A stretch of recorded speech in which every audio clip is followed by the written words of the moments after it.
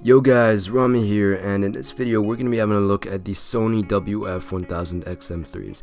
If you're looking for some true wireless earphones, then these should be in at least the top 3 of the ones you should be looking at. So let's do it.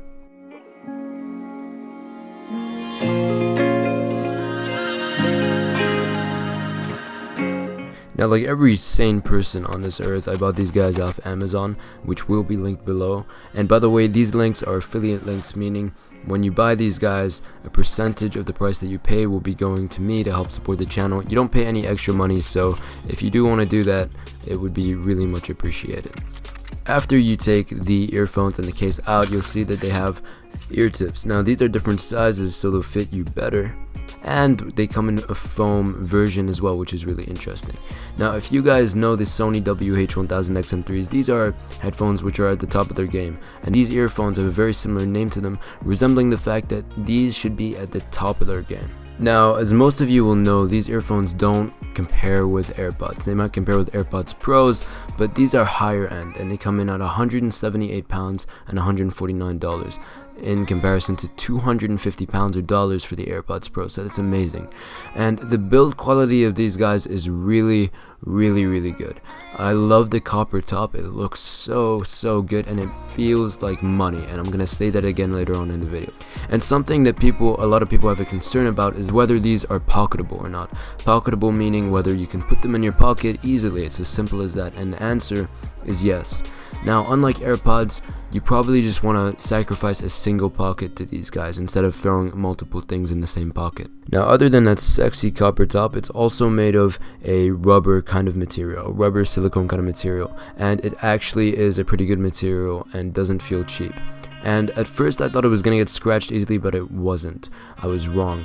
But you know what did get scratched easily? The copper, and you can see that right there as I move it in the light, and that was really disappointing. I remember I put it in my pocket. I was about 4 days in, and I'm not the type to put keys and tech in the same pocket, but this was a day where I had to do it.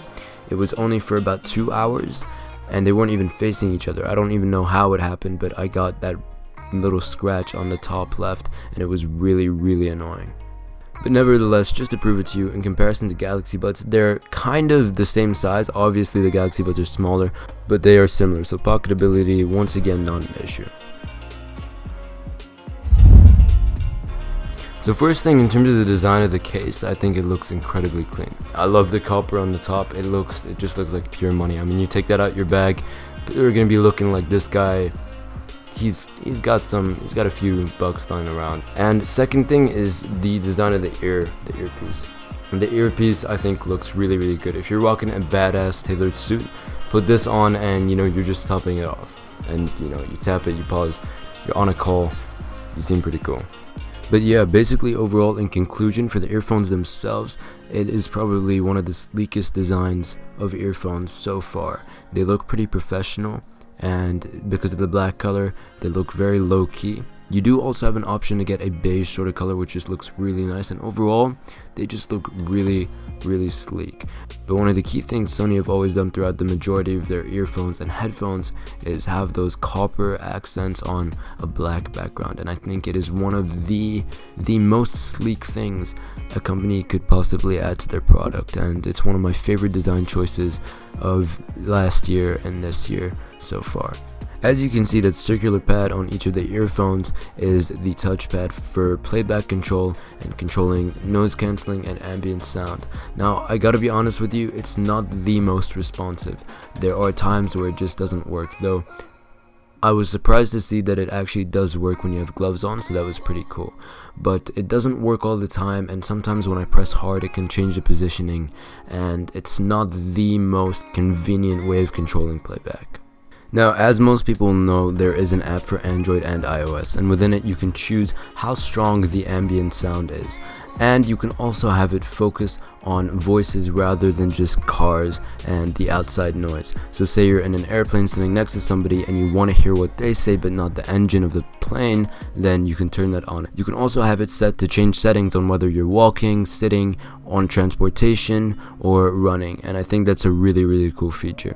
You can also optimize the noise cancellation, so if you're in a certain environment, it does this optimization test and it will do the noise cancellation accordingly so it works in its full potential in that specific environment. You also have control over the specs of the audio, so if you want to have really bassy audio, this is my personal option, then you can go with a bass boost or a treble boost if you're into that. Also, if you're listening to more of a podcast, you can turn the speech option on, so a lot of customization there, which is really cool. You can also toggle an option where it pauses the earphones when you take them out, and I know that's something that a lot of people hate and a lot of people love, so that's great there. It can analyze your ear shape so you hear the music in the most accurate way. You also can prioritize sound quality or a stable connection if you have issues with that. Change the functionality of the left and right button, whether it's the Google Assistant or ambient sound, and you can have it set to read notifications out loud or not. Now the reason these guys are so big is because it has a really big battery, which kind of replaces wireless charging, which I am not too happy about. With wireless charging earphones, I never ran out of battery because whenever I came back to my desk, I would put them on the wireless charger, and whenever I go out, I'd take them out. And they wouldn't run out of battery when I was out, so that was great. Now these guys on a single charge have lasted me 2 months, and that was insane. But the fact is, by the end of it, I still need to remember to charge them. But with other earphones that have wireless charging, I didn't have that issue. But on the other hand, it does come with USB-C, which it should come with anyway, but if I do forget to charge it, I can just charge it for a couple minutes in the morning and it will probably last me next few days, and then I can charge them later on when I get back. I haven't tried a lot of earphones, but from all the ones I have, including AirPods Pros, these have the best sound quality without a doubt. And that's great. And of course, on top of the app options where you get to control how much bass you have and just change the settings up a little bit, you really tend to get the most out of it. Sony are known for having industry-leading noise cancellation, and while I can agree with that with their WH headphones, I can't fully agree with that here. I've found in some cases where the noise cancellation was really good and at the level that I would expect it to be, but I also found that sometimes it wasn't. Now my judgment might not really be fully accurate because I have an issue with my fit in the left ear, and this is one of the reasons why I can't keep the Sonys for much longer. I just got a weird ass left ear, I gotta be honest with you, and doesn't fit most earphones, and most earphones have an issue staying in place when it comes to my left ear, and the Sonys is definitely one of them just because they've got so much weight on one end, so they slowly start to slip out, especially if you're at the gym or on a treadmill or whatever. That's when it really has no chance of staying in. But either way, because of the way it fits me, as it slowly starts to let out, it starts to unplug my ear, meaning that noise from the outside is entering my ear and the noise cancellation on the left bud isn't working properly. Not only does this make the noise cancellation worse for me, but this also means that the noise cancellation is uneven because my right earbud is working absolutely fine, but then my left isn't, and it sounds uneven, and that's probably the worst part.